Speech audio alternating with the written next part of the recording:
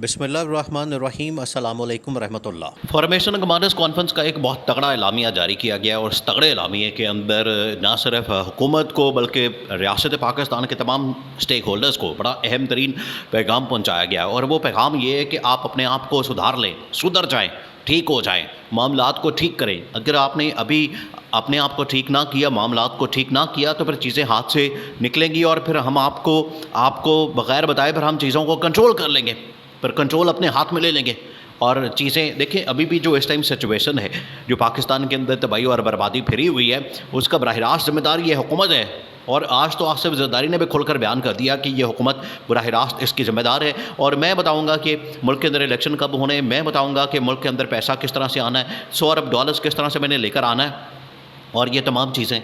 लेकिन ये जो फॉर्मेशन कमांडर्स की कॉन्फ्रेंस है, ये बहुत अहम तरीन कॉन्फ्रेंस है। इसको आपने समझना है कि आज के हालात में, इस कॉन्टेक्स्ट में, आज की करंट सिचुएशन के अंदर जो इसने कॉन्फ्रेंस मुनक्किद की army chief general Asim Munir ने। देखिए, जनरल आसिम मुनीर ने आते साथ ही क्या किया, उन्होंने 2-3 अहम तरीन काम किए। एक तो सबसे पहले उन्होंने जो अपनी डोमेन है, जो ओरिजिनल डोमेन है कि बॉर्डर्स की जो हिफाजत, बॉर्डर्स की सिक्योरिटी, उससे मतलब उन्होंने मुख्तलिफ बॉर्डर एरियाज़ के दौरे किए, जिसके अंदर इंडिया का बॉर्डर, LOC, अफ़गानिस्तान के साथ वेस्टर्न बॉर्डर, फिर उसके बाद ईरान के साथ बॉर्डर। तो उन्होंने बॉर्डर्स के जो दौरे हैं वो सबसे पहले किए। फिर उसके बाद उन्होंने कुछ फॉरेन टूर्स किए।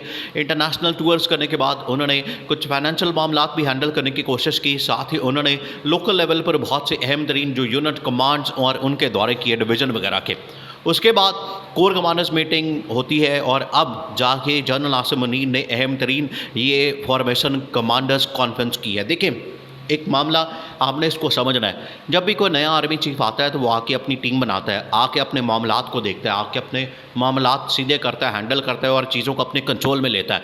जनरल आसिम मुनीर के साथ एक मामला ये हुआ कि जिस वक्त जनरल बाजवा जाने वाले थे, जनरल बाजवा की रिटायरमेंट होने वाली थी, तारीख बिल्कुल करीब आ गई थी। उस वक्त जनरल बाजवा ने जाते जाते 12 ऐसे मेजर जनरल जिनको प्रमोट कर दिया लेफ्टिनेंट जनरल के ऊपर। हालांकि वो बिल्कुल टाइम, अब रिटायर होने का टाइम था, उस वक्त जनरल बाजवा को ये नहीं करना चाहिए था और ये मामला छोड़ देते। किसके ऊपर ये मामला छोड़ देते? नए army chief general Asim Munir के ऊपर। जनरल आसिम मुनीर आते और अपने तरीके से अपनी टीम को बनाते और जो प्रमोशन थी वो अपने तरीके से करते, किसको कहाँ लेना है, किसको प्रमोशन देनी है और किसको कौन से डिपार्टमेंट में रखना है। लेकिन जनरल बाजवा जाते जाते ये भी काम कर गए।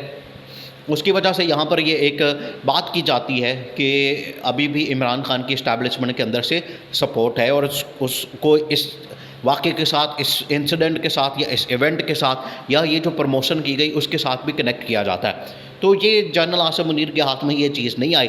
तो अभी तक जनरल आसिम के दौर में अभी तक किसी की प्रमोशन वगैरह तो नहीं हुई, ऐसा कोई मामला नहीं हुआ। इस वजह से उनको शुरू में थोड़ी सी दिक्कत हुई, उन्होंने अपनी टीम थोड़ी सी लॉन्च भी की। लेकिन अब ये जो फॉर्मेशन कमांडर्स मीटिंग है, ये बड़ी अहम तरीन मीटिंग होती है और जब भी कोई नया आर्मी चीफ आता है वो आके आखिरकार अपनी पॉलिसी अपनी को शिफ्ट देता है, ताकि हमने किस तरह से पैराडाइम शिफ्ट करना है। जिस तरह से बाजवा डॉक्ट्राइन थी, पूरी एक बाजवा डॉक्ट्राइन थी, इसी तरह से अब ये आसिम मुनीर डॉक्ट्राइन जो उन्होंने अपनी लॉन्च करनी है, ताकि इंटरनल और एक्सटर्नल, देखें सबसे बड़ा जो एलामिया जारी किया गया फॉर्मेशन कमांडर्स का, उसमें जो अहम तरीन चीज़ बयान की गई वो ये कि पाकिस्तान के अंदर जो इंटरनल और एक्सटर्नल चैलेंजेस हैं उसका हमने किस तरह से मुकाबला करना है, उनको हमने किस तरह से काउंटर करना है और उसका हमने किस तरह से ये सारी चीज़ों को देखना है, हैंडल करना है, मैनेज करना है। ये सबसे बड़ा नुक्ता होता है, पॉइंट होता है और इसके अंदर ये जिक्र किया गया, बताया गया कि किस तरीके से हम चीज़ों को देख सकते हैं, मामलात को हैंडल कर सकते हैं और बात कर सकते हैं। अब ये बात सामने आई है कि उसके अंदर 9 मई के वाक़े का ख़ास तौर पर ज़िक्र किया गया कि 9 मई के वाक़े वाले दिन जो हुआ, हम अपने शोहदा को प्रोटेक्ट करेंगे, शोहदा की यादगारों को प्रोटेक्ट करेंगे। शोहदा की यादगारों के हवाले से हमारी इस वक्त पॉलिसी बड़ी वाज़ेह है। तो ये फॉर्मेशन कमांडर्स के एलामिया के अंदर बात की गई।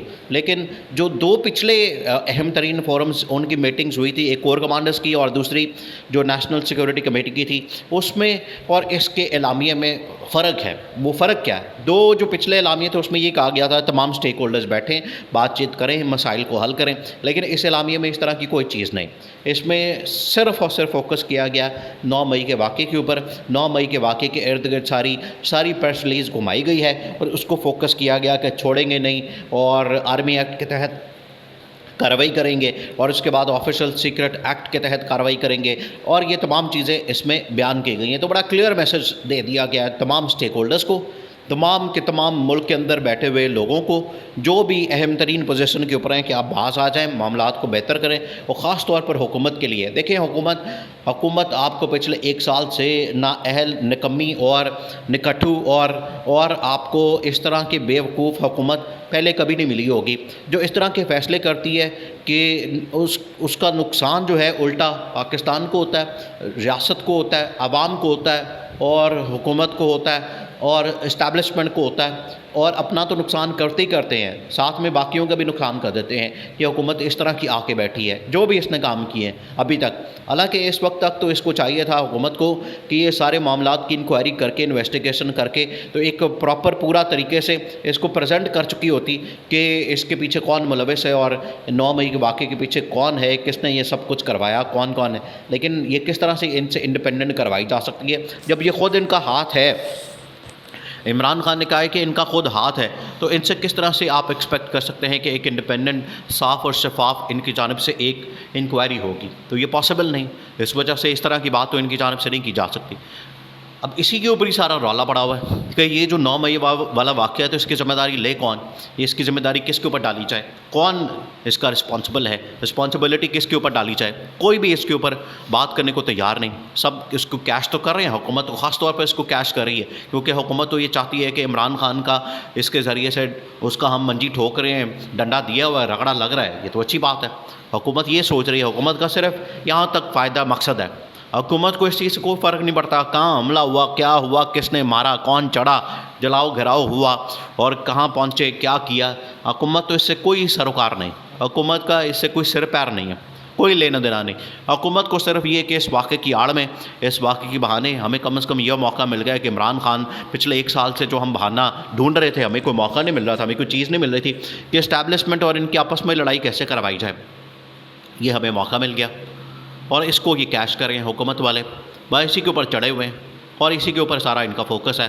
पैजो और इस्टेब्लिशमेंट को भी कहा हुआ है कि इमरान खान को छोड़ना और छड़ना नहीं किसी को, इमरान खान को ख़ास तौर पर, और छड़ना नहीं इन्हों इमरान खान को, इन्हों तुन के रखना, इन्हों नप के रखना। ये जो इस तरह की बातें हैं, इसकी वजह से पाकिस्तान के अंदर जो अहम तरीन स्टेक होल्डर्स हैं और आखिरकार ये सारी चीज़ें फिर इंटरनेशनल लेवल के ऊपर भी जाती हैं, इंटरनेशनल लेवल के ऊपर भी फिर पाकिस्तान के अंदर बातें होती हैं कि ये क्या हो रहा है पाकिस्तान में।